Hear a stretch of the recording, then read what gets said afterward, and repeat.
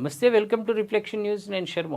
శబరిమలలోని అయ్యప్ప దేవాలయంతో సహా ఇతర ప్రార్థనా స్థలాల్లో మహిళల ప్రవేశానికి సంబంధించిన అంశంపై తుది విచారణకు 9 మంది సభ్యుల రాజ్యాంగ ధర్మాసనాన్ని ఏర్పాటు చేశారు. సుప్రీంకోర్టు ఏర్పాటు చేసింది. ఇక్కడ ఏమవుతుందంటే, శబరిమలలో 10 సంవత్సరాల లోపు 50 ఏళ్ల తర్వాత వాళ్లకు అనుమతి ఉన్నది శబరిమలలో. అయితే మిగతా ప్రార్థనా స్థలాల్లో పూర్తిగా మహిళలకు అసలు సంబంధమే లేదు. మహిళలు అసలు రావడమే లేదు అక్కడికి. మిగతా ప్రార్థనా స్థలాల్లో వాళ్ళు కూడా రిట్ పిటిషన్ వేసారు. అయితే మహిళా చైతన్యం, మేము కూడా ఆలయాలకు వెళ్తాం. అయితే తీర్పులు ఏమవుతున్నాయంటే, శబరిమలలోని అయ్యప్ప దేవాలయంతో సహా ఇతర ప్రార్థనా స్థలాల్లో మహిళల ప్రవేశానికి సంబంధించిన అంశంపై తుది విచారణకు 9 మంది సభ్యుల రాజ్యాంగ ధర్మాసనాన్ని ఏర్పాటు చేయనున్నట్లు సోమవారం సుప్రీంకోర్టు ప్రకటించింది. అయ్యప్ప ఆలయంలోకి అన్ని వయసుల మహిళల ప్రవేశాన్ని అనుమతిస్తూ సుప్రీంకోర్టు వెలువరించిన తీర్పుపై సమీక్ష జరపనుంది. ఆ తీర్పుకు అనుకూలంగా కొన్ని, ప్రతికూలంగా మరికొన్ని పిటిషన్లు దాఖలయ్యాయి.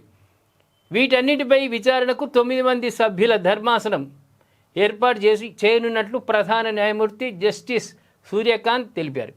ఏప్రిల్ 7న వాదనలు మొదలై 22న ముగుస్తాయని పేర్కొన్నారు. కంటిన్యూగా వాదనలు ఉంటాయి. మార్చి 14లోగా లిఖితపూర్వక వాదనలు సమర్పించాల్సి ఉంటుంది. తీర్పును సమీక్షించాలని కోరుతున్న పక్షాల తరఫున న్యాయవాది కృష్ణకుమార్ సింగ్ నోడల్ కాన్సెల్గా, వ్యతిరేకిస్తున్న వారి తరఫున న్యాయవాది శాశ్వతి పారి నోడల్ కన్సల్గా వ్యవహరిస్తారని సీజేఐ తెలిపారు. సీనియర్ న్యాయవాది కె పరమేశ్వర్, న్యాయవాది శివం సింగులు కోర్టు మిత్రులుగా బాధ్యతలు నిర్వర్తించనున్నారు. వివిధ ఆచారాలు వెనుక ఉన్నటువంటి మత స్వేచ్ఛ పైన సుప్రీంకోర్టు విచారణ జరపనుంది.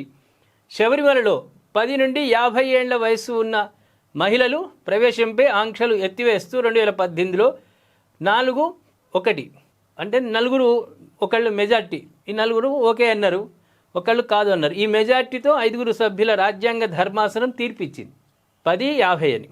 2019లో మరో 5 సభ్యులు ధర్మాసనం నిర్ణయం. దీంట్లో మసీదులు, దర్గాలో మహిళల ప్రవేశం, పార్సీ మహిళల సమస్యలు కూడా ఉన్నాయి. ఇలాంటి సమస్యలపై విస్తృత ధర్మాసనాలు ఏర్పాటు చేసే అధికారం ఉందంటూ 2020లో ఇంకో 5 సభ్యుల ధర్మాసనం తీర్పిచ్చింది. అయితే కరోనా కారణంగా అప్పట్లో విస్తృత ధర్మాసనం ఏర్పాటు కాలేదు. దాన్ని ఏర్పాటు చేస్తూ తాజాగా సుప్రీంకోర్టు నిర్ణయం తీసుకుంది. కొన్ని మత సాంప్రదాయాలు ఉంటాయి, అంత ఇప్పుడే ఇక్కడ శబరిమలలో పెట్టింది కాదు. అనాది కాలంగా ఈ సమస్య ఉంది. మహిళలు 10 లోపు 50 ఏళ్ల తర్వాత వాళ్ళకు వచ్చే నెలవారీ బంద్ అయిన తర్వాత, నెలవారీ వచ్చేటువంటి వాటిని బంద్ అయిన తర్వాత మహిళలకు ప్రవేశం ఉంటుంది. ఆది ఆంక్షలు ఒకటి. అదేవిధంగా ప్రార్థనా స్థలాల్లో కూడా మహిళలకు అవకాశం లేదు రావడానికి. ఈ రెండింటిపైన తీర్పులు విడివిడిగా ధర్మాసనాలు ఇచ్చినాయి. అయినా తీర్పును సమీక్షించాలి. కోర్టు తీర్పులను వ్యతిరేకించే అధికారం ఎవరికి లేదు. మళ్ళీ వీళ్ళు ఏం చేసిరంటే రిట్ పిటిషన్ వేసుకున్నారు.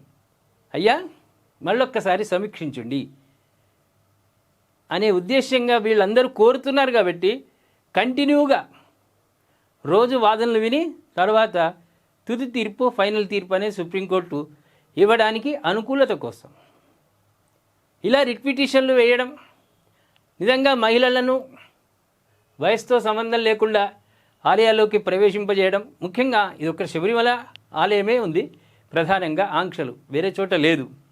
ఈ శబరిమలకు మరి పంపించే ఉపాయం, మహిళలందరూ వెళ్ళొచ్చా, కోర్టు ఏం తీర్పు చెప్పబోతుంది, మన అంచనా కూడా ఉండాలి కదా, మన ఊహలు కూడా ఉంటాయి కదా.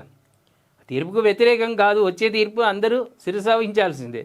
కానీ ఊహ ఏదైతే బాగుంటుంది, పోకుండా ఉండడం మంచిదా, 10 ఏళ్లలోపు 50 ఏళ్ల తర్వాత వాళ్ళే అర్హులా, లేదు అందరూ మహిళలు వెళ్ళే విధంగా చూద్దామా? మీ అభిప్రాయాలు మాకు చాలా అవసరం. కామెంట్ రూపంలో చెప్పండి. అదేవిధంగా సబ్స్క్రైబ్ చేసుకోండి, షేర్ చేయండి.